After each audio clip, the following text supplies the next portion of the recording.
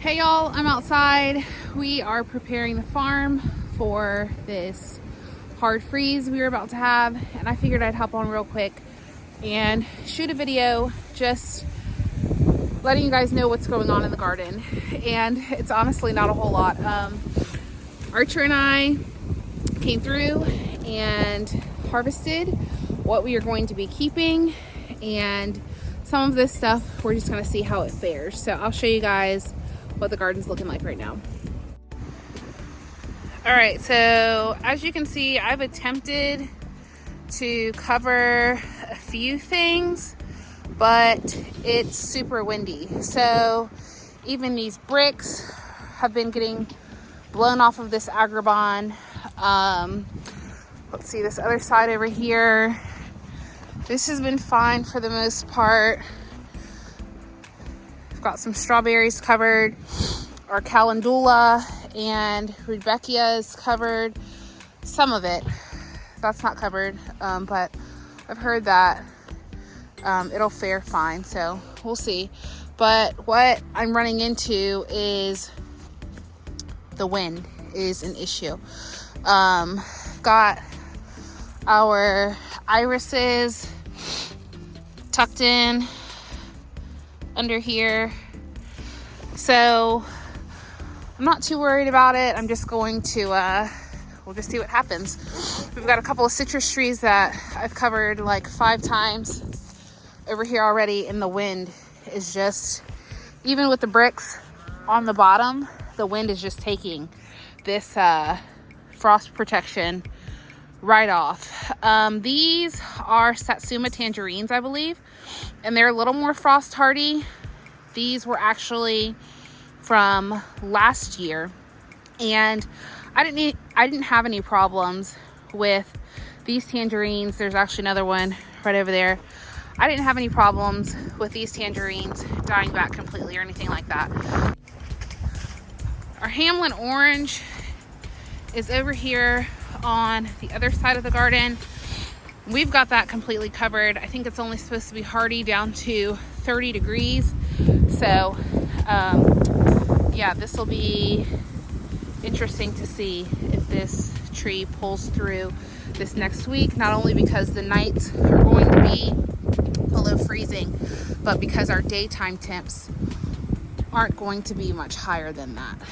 So I have actually been coming through covering these citrus and some of these in-ground beds all day, but the wind is just, it's pretty persistent. So cover this calamondin over here one more time, and that'll be it. Best of luck to all of the plants going through the freeze out here tonight. All right, so you guys know we have our greenhouse that is only heated by a space heater. We're almost at 60 degrees right now inside the greenhouse. I actually just turned on the little space heater, and I think our seedlings will be fine. Everything that we have started is cool hardy in this zone. I just want to make sure it doesn't freeze in there, because I do have the ranunculus and some of the citrus. So I'm not going to open this up. I want to keep in as much heat as possible, but this is what the greenhouse is looking like right now.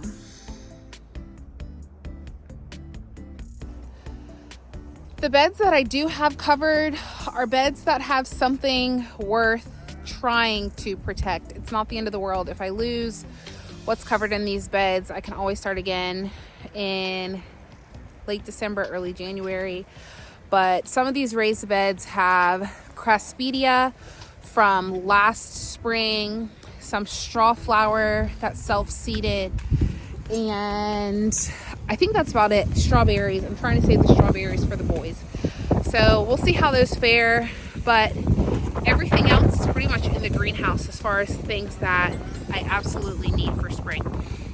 Oh, well, I do have my irises and my daffodils, but those are a little bit more frost hardy.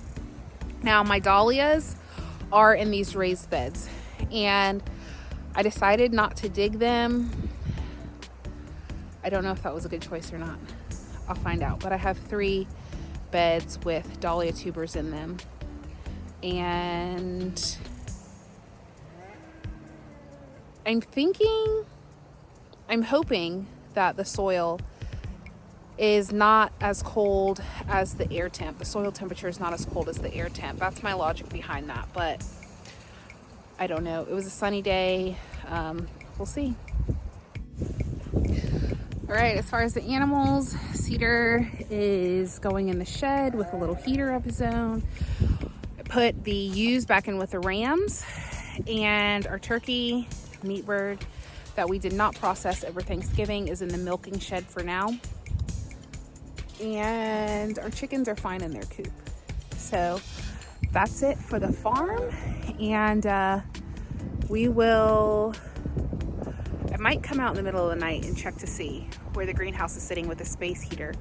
And then we will check on everything in the morning and see what made it through. Hey y'all, it is 2 days later, and I figured it would be cool to just sort of walk through the garden and see what made it, what didn't. Our low here in the low country of South Carolina was 15 degrees Fahrenheit where we're located. So these are the things that survived the freeze because the ground was definitely frozen, and some of the things that did not.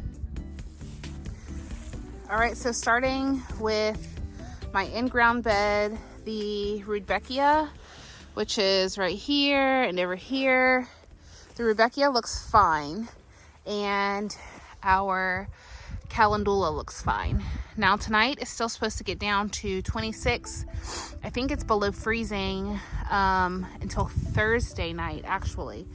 But nothing like the 15 degrees we just experienced with the 30, 40 mile per hour winds.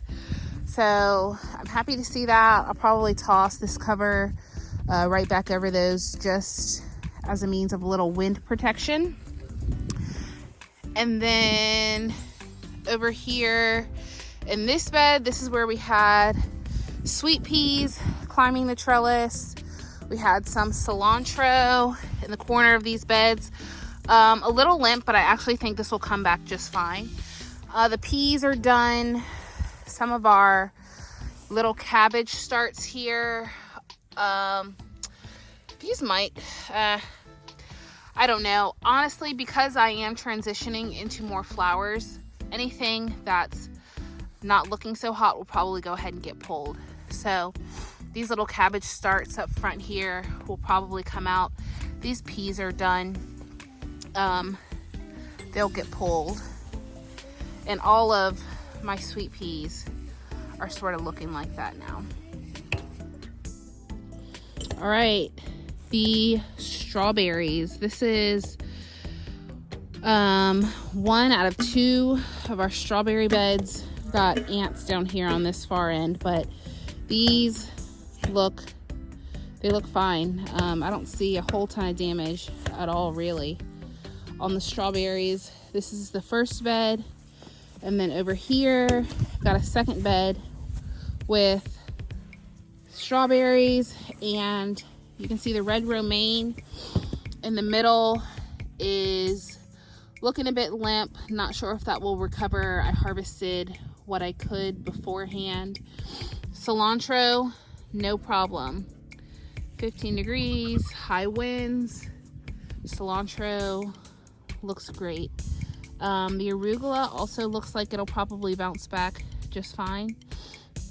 And the rest of our strawberry plants look good. All right, so on to more flowers. This was the bed of irises, and these are the irises we planted out 3 or 4 weeks ago, and they're looking fine. They're a little smashed down on the top just because I've had them covered for a couple of days, but I think those will straighten out with time. And all of the little sprouts are still green and alive. So I think our high for today is 40 and it's sunny, so I went ahead and pulled that row cover off of this bed just to give these plants a little bit of sun and fresh air. All right, so over here, some other things that don't look so hot. These little red cabbage starts are probably done for me because I'm the only one who eats red cabbage. I've actually got lily bulbs planted in this bed, and if it's going to take these guys a couple months to sort of rebound, it's just not worth it for what I'm working towards. So those will probably come out along with those sweet peas along the back here. All right, this other in-ground bed that had a handful of fall sown bells of Ireland looks good. These plants look like they're fine for the most part. There are a couple, like this one, doesn't look so hot, but the rest of them look okay. I actually sowed these seeds prior to my decision to focus on flowers, so that's why there's just a handful of these. I might start some more in early spring. And then I had a few, I had a few bachelor button seedlings down here that germinated, and these seem fine as well. So I am planting more of these things in the greenhouse. Bachelor button for sure. Not sure about bells of Ireland. I have to see if I have more seed for that.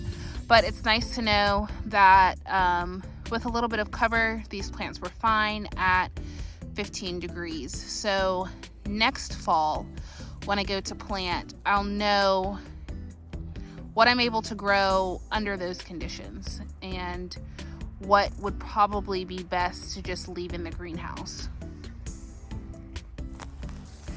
One of our herbs that fared really well is the thyme, and thyme has always done spectacular for me over the winter. I don't ever have a problem with it dying back, but we don't have freezing days or freezing soil very often, especially not with the wind that we had in this time. Looks wonderful. So it's still nice and green, no problems with thyme if you're looking for a nice herb to have through the winter months. All right, this is that mixed daffodil bed that we planted out together. Still no daffodils coming up in this yet, but I'm just showing you that the tops of my irises are completely fine, and I actually didn't cover this bed at all. So no damage to those greens. They handled it well. Now over here, I had a bed with Craspedia, onions, and chives, and the Craspedia does look pretty rough at first glance. Like it's a little lifeless. I'm pretty sure my soil is still frozen. I can't even like get this mulch off, but I'm thinking even if the tops of this foliage sort of die back, I'm thinking that maybe we'll get some new growth from the middle. That's my hope. But even if not, I've already got some Craspedia started in the greenhouse, and that's sort of my plan as far as this is concerned, to just have a backup.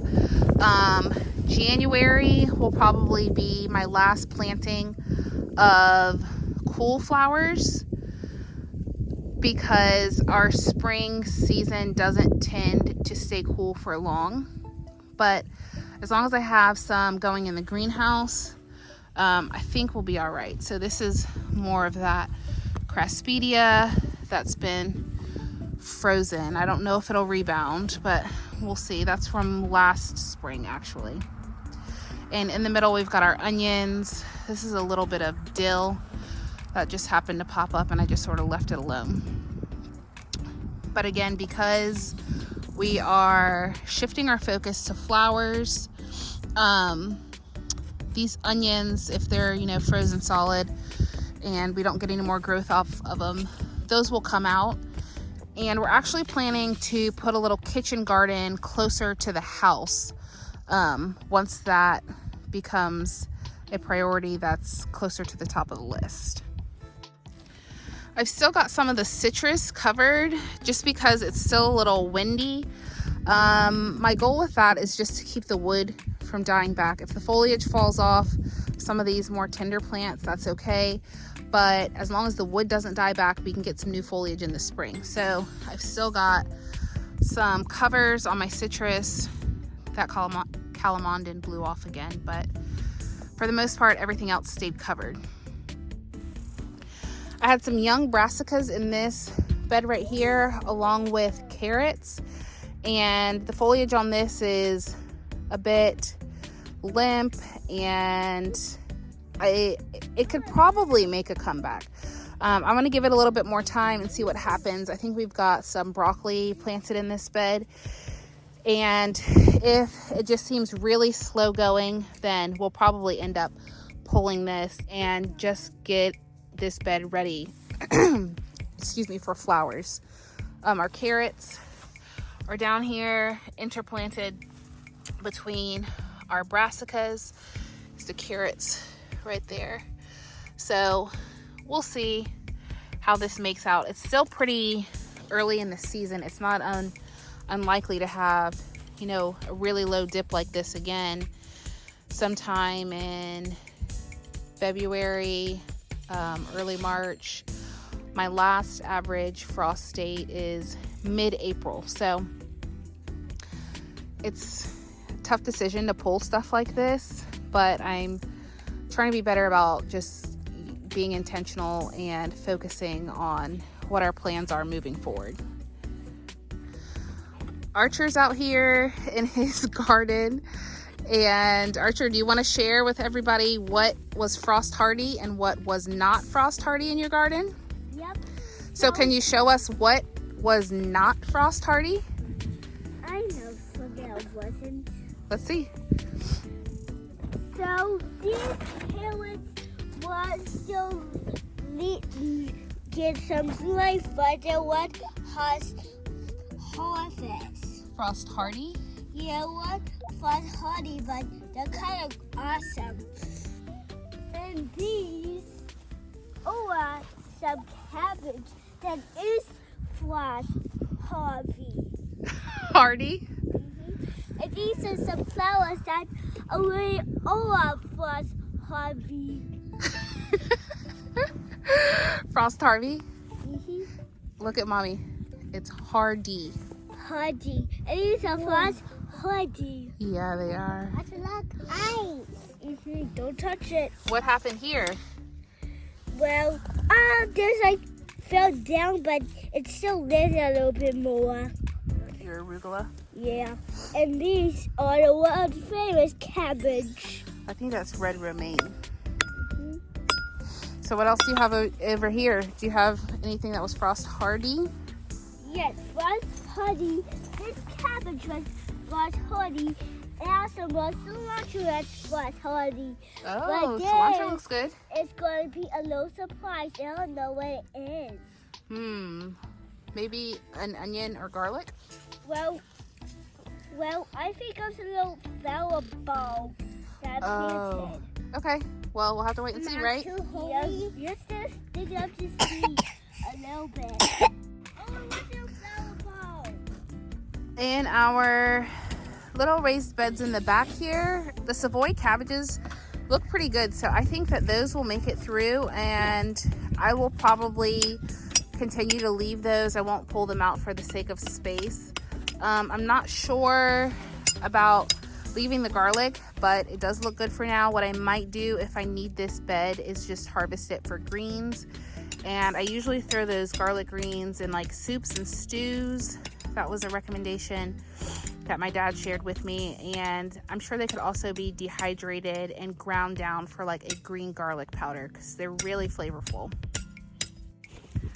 All right, let's take a look in the greenhouse. Sully, what is Daddy gonna put together for you? The box. The garden box. You getting your own garden? Yeah. Are you excited about that? More excited about the bubble wrap? Sully got a raised bed, so he was adamant about coming out this morning and getting it put together so he could water his plants with his new little watering can. We actually don't have plants yet, so that's on the to-do list. Alrighty, y'all, this is our last stop in the greenhouse, and all I can say is that my $12 Amazon heater really came through for me. So I lost a handful of my starts, but most of these plants look great. So I had my space heater on at night. I closed the vent up top, and yeah, everything is still pretty green in here. I think the plants, let's see, I have this propped on here because it's a little bit warmer right there than being by the door. But some of this calendula looks like it died back a little bit, and when it was over by the door, I actually came and checked and the soil was freezing. So I moved these a bit too late. I'm not sure if they'll bounce back or not, but in the grand scheme of things, that's a handful of seedlings that I can restart. Those right there don't look so bad at all. This was probably the worst tray that I had, and like I said, that soil did freeze and it was close to the door. So I moved it towards the back of the greenhouse